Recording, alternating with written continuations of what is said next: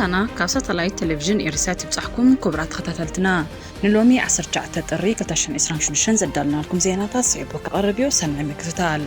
بقدامنا تارس زينا بعال تمكت بدمكت تخبيرو إيرتراوያን بحقي تحت تخوينوم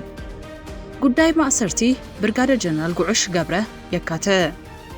دو السودان آبل علي وطاتنياتات متصراي تكايد بونتلاند 4 كلتن عطوات داعش ماريخا كبرات خطتلتنا ناب زرزر زيناتات كنسقاقروكم داقيبنا نمكتالكم بخبر نقدم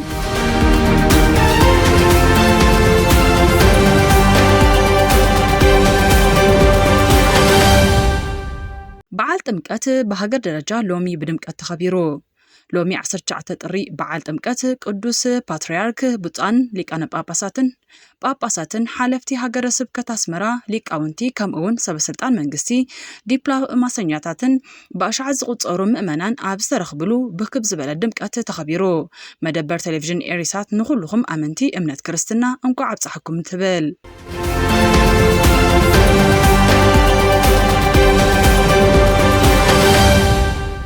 ኣብ ኢትዮጵያ ኤርትራውያን ዝርከቦም ብሕጊ ተሓተቱ ኮይኖም ኣብ ኢትዮጵያ ከጽንሖም ዝኽእል ሰነድ ከይሓዙ ተረኺቦም ዝተባህሉ ኤርትራውያን ዝርከቦም 16395 ዜጋታት ወጻኢ ብሕጊ ተሓተቲ ምዃኖም ተሓቢሩ እቶም ብጉጊ ሰነድ ወይ እውን ብሕጋዊ መገዲ ናብ ኢትዮጵያ ኣትዮም በብግዚኡ ክማላእ ዝግብኦ ቅጥዕታት ከየማልኡ ከምኡውን ክሕደስ ዝግብኦ ሰነድ ከይሕደሱ ብዘይሕጋዊ መገዲ ኣብ ኢትዮጵያ ዝጸንሑ ኤርትራውያን ዝርከቦም 6395 ዝኣኽሉ ዜጋታት ወጻኢ ብሕጊ كم تحتتي كم استقبرون مقطعتي كم استبين لهم التحبريت يرد دايركتور كفلي ركبات بيت صحفة إيميغريشن زيجنتن آتو أمبو مقاسا نغازيتا ريبورتر كم زغلصو نኢትዮጵያውያን ኮነ ንኻልኦት ወጣትኛታት ተሓተቲ ንገብሮም ሕጊ ኢሚግሬሽን ጥሒሶም ምስ ዝርከብዩ ኢሉ በዚ መዳይዚ ኣብ ኢትዮጵያ ክጸንሑ ዘኽእሎም ሰነድ ከየማልኡ ወይ ከዓ ናብ ኢትዮጵያ ከእትዎም ዘኽእል ሰነድ ከይሓዙ ዝተረኽቡ ዜጋታት ወጻኢ ሃገር ተሓተቲ ኮይኖም ኣለዉ ኢሉ ብተወሳኺ ቅጥዒ ኢሚግሬሽን ከየማልኡ ናብ ኢትዮጵያ ከኣቱ ዝፈተኑ 10243 ዝኣኽሉ ዜጋታት ወጻኢ እውን ናብ ሃገሮም ክምለሱ ከም ዝተገብሩ ወሲኹ ረዲኡ ብኻልእ ኩርናዕ ብዝተፈላለየ ዕላማ ናብ ኢትዮጵያ ብሕጋዊ መገዲ ዝኣተዉ ውልቀ ሰባትን ትካላትን መንበሪ ፍቓዶም ወይ እውን ፍቓድ ዋኒኖም ሊቸንስኦም ክሕድሱ ወይ ከዓ ክዓፁ እናተገብኦም ነዚ መስርሕ ከይተግበሩ ዝተረፉ ድማ ሕጋዊ ስጉምቲ ከም ዝተወስደሎም ሓቢሩ ሓደ ዜጋ ወጻኢ ሃገር ናብ ኢትዮጵያ ከኣቱ ከምኡውን ክጸንሕ እንከሎ ከኸፍሎ ዝግብኦ ክፍሊትን ከማልኦ ዝግብኦ ቅጥዕታትን ኣለዉ እዚ ከዓ ብሕጊ ፀደቀ እዩ ዝበለት ዳይሬክተር በዚ መሰረት ክጸንሕሉ ዝተፈቅደሎም ገደብ መዓልታት ተነቢሩሎም ክነሱ ኣብ ግዚኡ ከይከፈሉ ምስ ተርፉ መቅጻዕቲ ከም ዝበየነሎም ካብ ገንዘባዊ መቅጻዕቲ ዝሓለፈውን ኣብ ዘን ዝሓለፋ 6 ኣዋርሕ ነቶም ዝበዝሑ ናብ ሃገሮም ክምለሱ ከም ዝተገብረን እውን ኣረዲኡ ኣገልግሎት ኢሚግሬሽንን ዜግነትን ብተወሳኺ ሕጊ ኢሚግሬሽን ጥሒሶም ኣብ ዝተፈላለዩ ገበናት ተዋፊሮም ዝጸንሑ ልዕሊ 3126 ዝኾኑ ኢትዮጵያውያን እውን ክሲ ከም ዝተመስረተሎም ንገለ ክፋሎም መቅጻዕቲ ከም ዝተበየነሎም ንኻልኦት ድማ ተሓተቲ ክኾኑ ከም ዝተገብረን መስርሕ ፍርዶም ድማ ይከታተሉ ከም ዘለውን እቲ ዳይሬክተር ገሊጹ ኣብዘን ዝሓለፋ 6 ኣዋርሕ ኣብ ልዕሊ 6395 ዜጋታት ወጻኢን 3126 ኢትዮጵያውያንን ሕጋዊ ስጉምቲ ከም ዝተወስደ ተገሊጹ እቲ ዝተበየነሉ መጠን ገንዘብ ልዕሊ ዓቕሞም ዝኾነ ኤርትራውያን ብመገዲ ዶባት ትግራይ ይኹን ብምኻልእ መገዲ ቢሎም ናብ ኤርትራ ከም ዝምለሱ ዘለው ምንጭታትና ዝሃብዎ ሓበሬታ የመልክት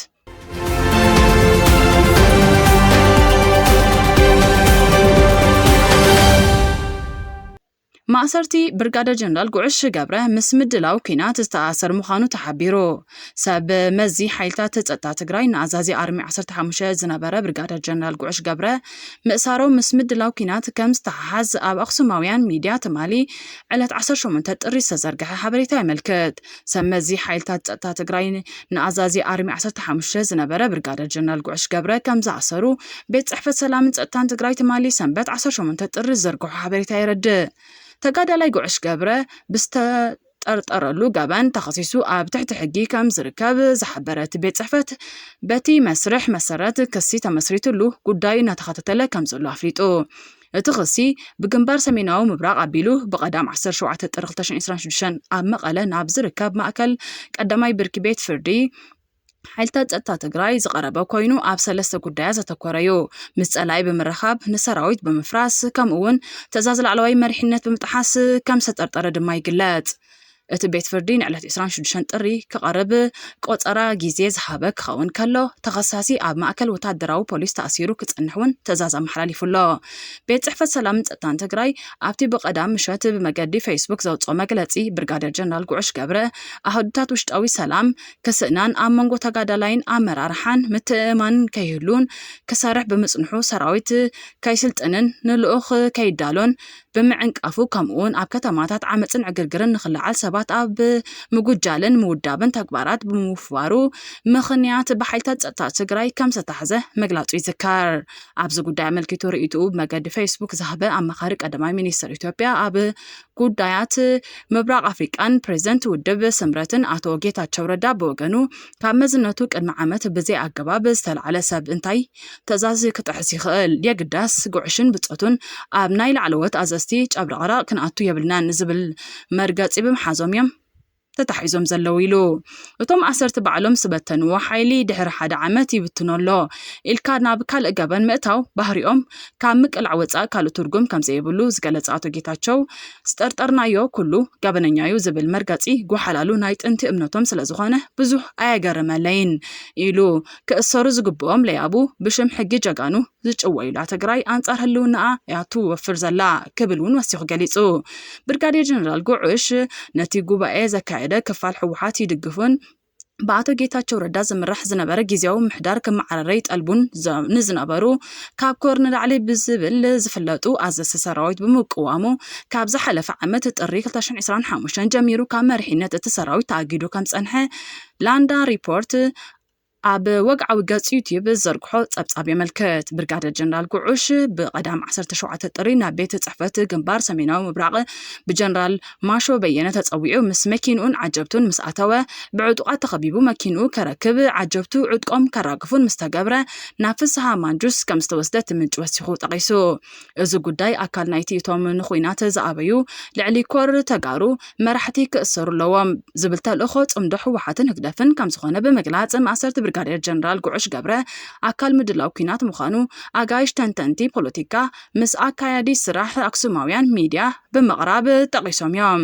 ገለ ርእይቶ ወሃብቲ እውን እዚ ስጉምቲ ገና ቀጻሊ ምዃኑ ኣብ ዝገልጽሉ ዘሎ እዋን ህዝቢ ንምፍራሕ ዝግበር ዘሎ ፈተነ ምዃኑ ኣብ ማሕበራዊ መራኸቢታት ይገልጹ ኣለዉ። ህግደፍ ምስ ማእሰርቲ ጀነራል ብርጋዴር ጀነራል ጉዑሽ ብዝተሓሓዝ ኣመልኪቱ ብወግዒ መገዲ ይኹን ብኣፈኛታቱ ከሳዕ ሕጂ ዘውፅኦ ሓበሬታ ከም ዘየለ ጸብጻባት የመልክቱ።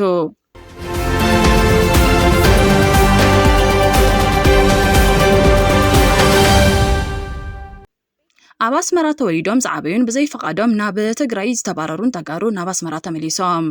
እቶም ዮናስን ዓወትን ዝተባህሉ መንእሰያት ኣብ ኣስመራ ተወሊዶም ዝዓበዩን ኣብ ዝቀረበ እዋን ብዘይፈቃዶም ናብ ትግራይ ዝተባረሩን ተጋሩ ናብ ኣስመራ ከም ዝተመልሱ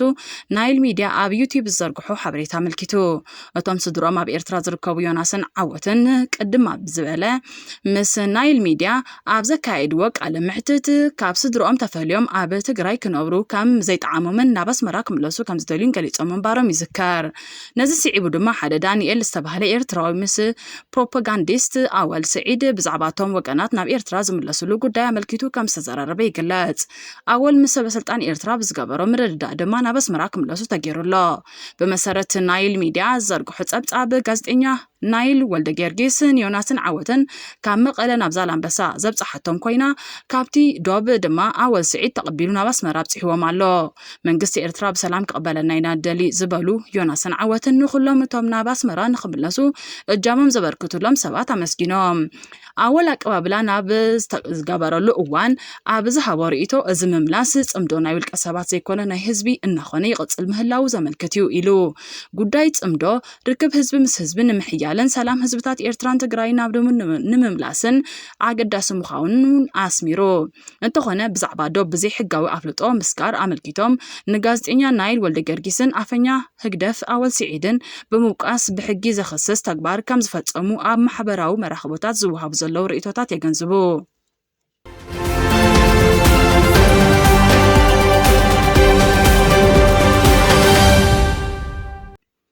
ደቡብ ሱዳን ኣብ ሃገራ ዘለዉ ወጻተኛታት ንምጽራይ መደብ ከም ዘለዋ ገሊጻ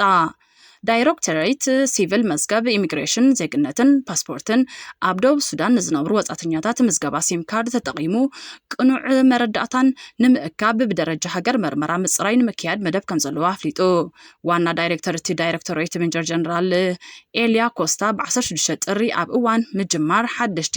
ናይ ፓስፖርትን መንነት ካርድን ኣብ ዝሃቦ መግለጺ ትልምምድ ንኹሉ ከባቢታት እቲ ሃገር ዝሽፍን ኮይኑ ኣብ ደቡብ ሱዳን ዝነብሩ ወጻተኛታት ዜጋታት ንጹር መዛግብቲ ብምስራት ሰነዳትን ክትትልን ንምምሕያሽ ዝዓለመ ምዃኑ ገሊጹ ሜጀር ጀነራል ኮስታ ሓደስቲ ናይ ፓስፖርትን ዜግነትን ሰነዳት ከም ዝመጹን መንግስቲ ወጻተኛታት ንምድላይን ንምስናድን ኣብ ምዝገባ ሲም ካርድ ዘሎ ሰነድ ከም ቁልፊ መሳርሒ ክምርኮስ ምዃኑ ገሊጹ ኣብ ደቡብ ሱዳን ጽንሑ ኩሎም ወጻተኛታት ሓፈሻዊ ምርመራ ክንገብር ኢና ዝበለ ኮስታ ንህዝብና ክንእውጅ ኢና ክንደይ ወጻተኛታት ከም ዘለዉ ንምፍላጥ ክሕግዘና እውን ኢሉ እቲ ዋና ዳይሬክተር መስርሕ ምፍታሽን መዝገባን መዓስ ከም ዝጅምር ግን ኣይገለጸን ዘሎ ሬድዮ ዓይኒ ኣብ ወርሒ ሕዳር 2025 ከም ዝገለጸቶ መንግስቲ ደቡብ ሱዳን ከም ኣካል ናይቲ ሃገራዊ ድሕነት ምሕያልን ምሕደራ መረዳእታ ህዝቢ ንምምሕያሽን ዝግበር ዘሎ ሰፊሕ ጻዕሪ ምዝገባ ሲም ካርድ ተጠቒሙ ወጻተኛታት ንምልላይን ንምስናድን ይሓስብ ከም ዘሎ ሓቢሩ ምንባሩ ኣዘኻኺራ እቲ ብደረጃ ሃገር ክካየድ ተሓሲቡ ዘሎ መርመራ መቐጸልታ ናይቶም ኣቐዲሞም ዝተወስዱ ስጉምታት ዝመሳሰሉ ከም ዝኾኑ ተፈሊጡ